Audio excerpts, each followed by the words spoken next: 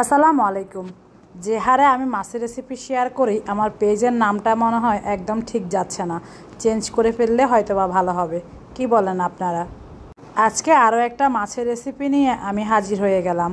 এই মাছগুলো দেখতে ছোট ছোট ইলিশ মাছের মতো, কিন্তু এগুলোকে বলেছে মাছওয়ালা ফাইসা মাছ। আমি শিওর বলতে পারবো না এই মাছের কী নাম। সাথে একটা চাপিলা মাছও ছিল। মাছগুলো আমি হালকা করে ভেজে নেব, তার জন্য লবণ, হলুদ, মরিচ আর সামান্য একটু সরিষার তেল দিয়ে মাখিয়ে নিচ্ছি ভালো করে। সরিষার তেল দিয়ে মাখালে হবে কি, যখন তেলের মধ্যে মাছটা দিবেন আর গায়ে তেল ছিটে আসবে না, নয়তো এই মাছ ভাজার সময় এটার চামড়ার কারণে অনেকটা ফুটে আসে, গায়ে তেল পড়ার সম্ভাবনা থাকে। যারা নতুন রাঁধুনি আছে তাদের জন্য কিন্তু ব্যাপারটা ভয়ঙ্কর।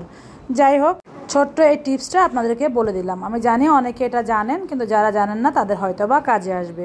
মাছগুলো মেখে রেখে তেল গরম করে এপিট ওপিট উল্টে পাল্টে একটু শক্ত শক্ত করে ভেজে নিয়েছি। এগুলো কিন্তু সব মশলা মাখিয়ে 10-20 মিনিট রেখে জাস্ট কড়া ভেজে নিয়েও খাওয়া যায়। একদম মচমচে করে ভেজে সাথে ডাল হলে আর কিছুই লাগে না। কিন্তু আমি আজকে এটার অন্যরকম রেসিপি করব, দো পেঁয়াজু বলতে পারেন। আমি জানি না আপনারা এভাবে রান্না করলে সেটাকে কি বলেন, আমরা দো পেঁয়াজু বলি।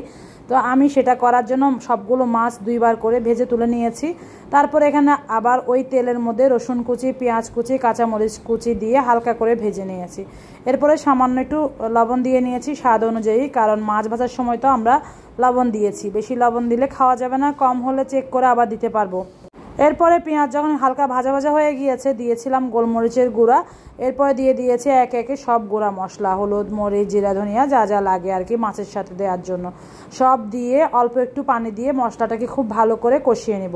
হাতের কাছে টমেটো থাকলে অবশ্যই একটা টমেটো দিতাম, সেদিন অবশ্য বাসায় টমেটো ছিল না, যার কারণে দিতে পারিনি। এরপরে মশলাটা যখন ফুটে উঠেছে, আমি ভেজে রাখা মাছগুলো একটা একটা করে এভাবে বিছিয়ে দিচ্ছি মশলার উপরে। এভাবে বিছিয়ে দেওয়ার পরে আমি এটা ঢাকনা দিয়ে কিছুক্ষণ রান্না করব, যেন এক পাশ ভালো মতো রান্না হয়ে যায়, সে পাশে ভালো করে মশলা প্রবেশ করে। ঢাকনা দিয়ে 3-4 মিনিট রান্না করার পরে আমি একটু নেড়ে চেড়ে উল্টে পাল্টে দিচ্ছি। একটু সাবধানে উল্টাতে হবে, নয়তো মাছগুলো ভেঙে যাবে। যেহেতু ঝোলের উপরে মাছগুলো দিয়েছি, এই পর্যায়ে মাছগুলো কিছুটা নরম হয়ে গিয়েছে। মাছ একটু বেশি হয়ে গিয়েছে আমার কড়াইয়ের তুলনায়, কিন্তু কিছু করার ছিল না। আমি এটাতেই মাছ ভেজেছি দেখি এটার মধ্যে সবগুলো দিয়ে দিয়েছি। খুব একটা ভাঙবে না, আলতো হাতে নেড়ে চেড়ে উল্টে পাল্টে দিব। এক পাশ যেহেতু হয়ে গিয়েছে, আরেক পাশও ভালো করে একইভাবে 3-4 মিনিট রান্না করে নিলে আমাদের রান্নাটা হয়ে যাবে।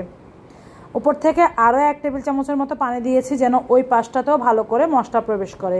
আবারও ঢাকনা দিয়ে ঢেকে রান্না করেছি। দেখতে পাচ্ছেন রান্না হয়ে গিয়েছে, মাছের চারপাশ থেকে তেল উঠে এসেছে। বুঝতে হবে তেল উঠে গেলে মাছ ভাজা হয়ে গিয়েছে।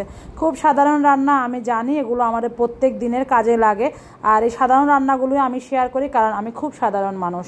এরপরে রান্না শেষে উপর থেকে একটু ধনিয়া পাতা ছড়িয়ে দিয়েছি। দেখতে পাচ্ছেন কত সুন্দর লাগছে, খেতেও কিন্তু মাশাআল্লাহ অনেক মজা। কাঁটাটা একটু বেশি মাছে, তবে একটু ইলিশ ইলিশ ফ্লেভার আছে। এই মাছ এভাবে না খেয়ে থাকলে একবার এভাবে খেয়ে দেখুন, ভালো লাগবে।